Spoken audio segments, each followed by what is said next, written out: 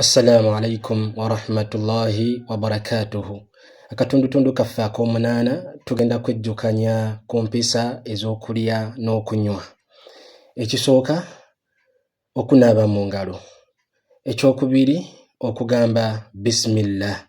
Ate bwewerabira n'ojjukira ogamba bismillahi awwalahu wa akhirahu.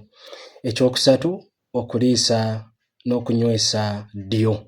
Nabbi yagamba shaitaani yaliisa ate yanywesa kkono.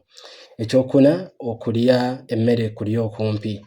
Ekyokutaano okuliira awamu abazadde n'abaana n'ab'emikwano. Ekyama ekikirimu nti kizimba enkolagana n'enkwatagana wakati wammwe. Ekyomukaaga emmere eba egudde okugirondawo n'ogiggyako obukyafu n'okukomba enjala oluvannyuma lw'okulya. Nabbi yagamba fa innakum la tadruuna fi ta'amikum albaraka. Temumanyi kitundu ki mu mmere yammwe omuli baraka. Ekyomusanvu obutalya nnyo kubanga kyandikuviiramu endwadde ez'otamanyi. Ekyomunaana tokkirizibwa kuliira mu kyombo ekyakolebwa mu zaabu oba mu ffeeza, mu gold oba mu silver. Nabbi yagamba obanga alya oba anywa omuliro.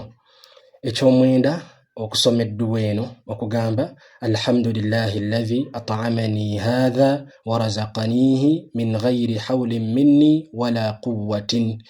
Nabbi yagamba yenna agisoma ghufira lahu ma taqaddama min dhanbihi, asonyiyibwa amazambi ge gonna ge yakulembeza okukola amatono. Eky'ekkumi okunaaba mu ngalo oluvannyuma lw'okulya. Wassalamu alaikum wa rahmatullahi wa barakatuhu.